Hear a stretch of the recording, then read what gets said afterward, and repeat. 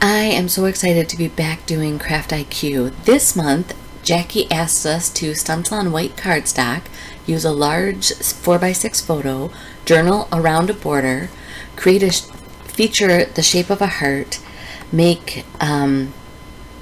include 3 creatures, add texture, and include the color green.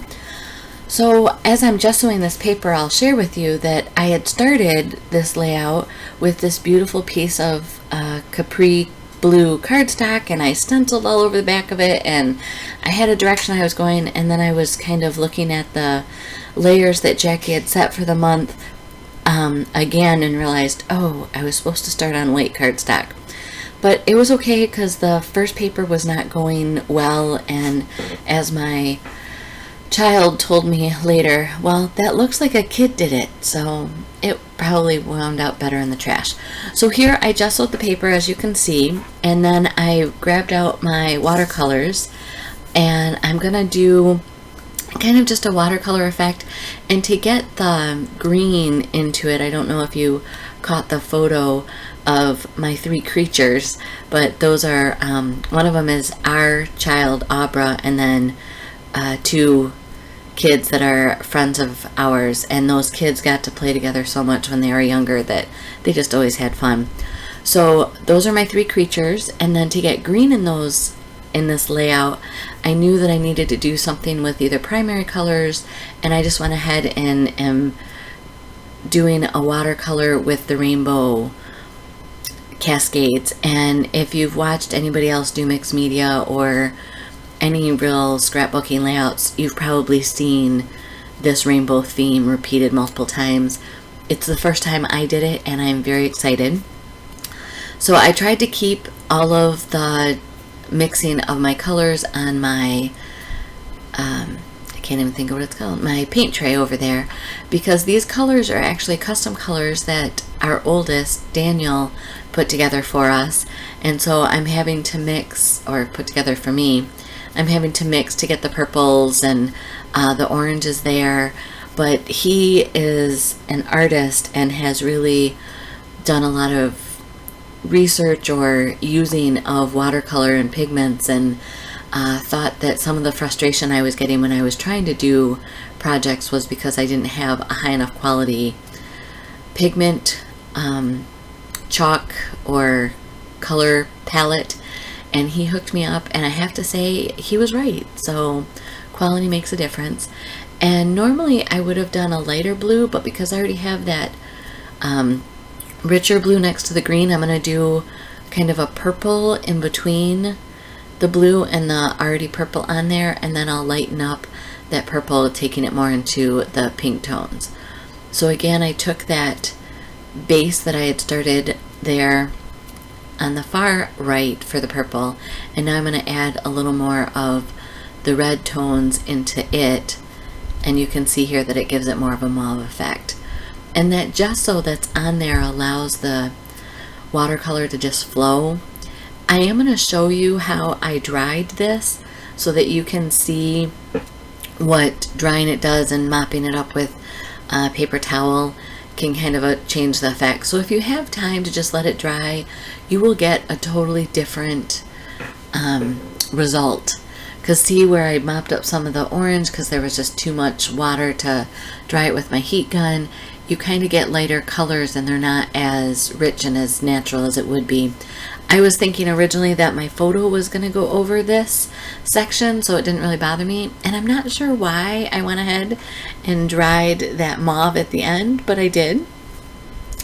And here I have my 4x6 photo, and then I loved this striped paper. Again, this was when I had started with my capri background, and I was going in a totally different direction with this layout. Then I went ahead and cut that red striped paper. But Matt, the little boy in the photo, has he loved Thomas the Train, and so he has kind of the Thomas the Train and construction vibe going. So I thought the stripe lines were great. I softened them up though with this watercolor layout using some vellum. I have finally found my vellum, and now I'm going to go ahead and cut this piece down. So I did start with the white daisy as my background, but I ended up cutting it down, and I, by this point, realized that I had not done my stencils yet. So I've washed 2 sets of stencils because, like I said, I used them before on this Capri cardstock. I pulled out another piece of Capri because that bench behind the kids, just, it seemed to me that it was calling, that it really needed that Capri cardstock on there. And I'm trying this in 16 different ways. I don't even keep on here all the different ways I tried.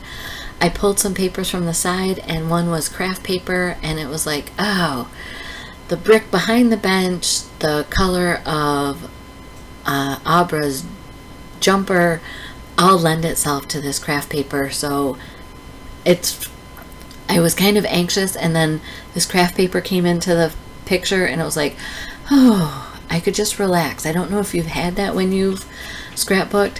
Here again, I'm trying to feed in a piece of the blue. The pattern paper is just, it's not working for me with the watercolor.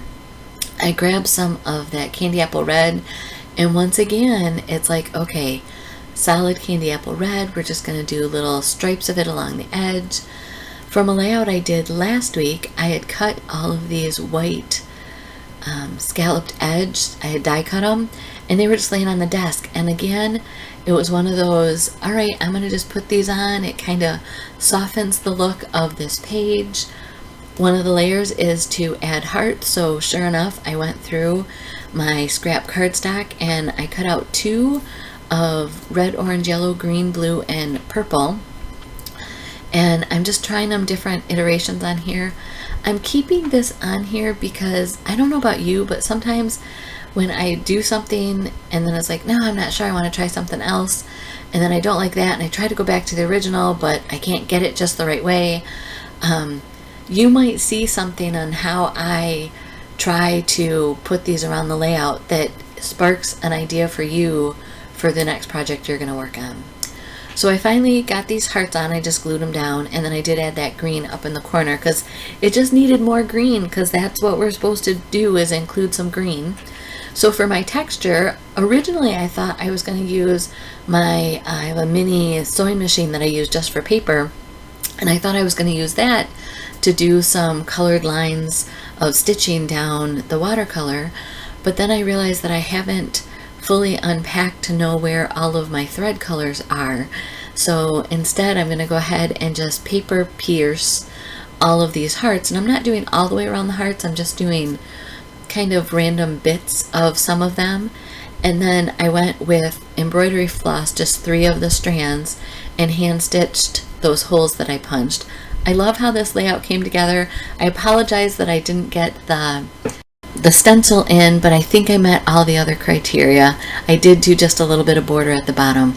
Here's another video you may be interested in. Be kind to yourself and have a blessed day.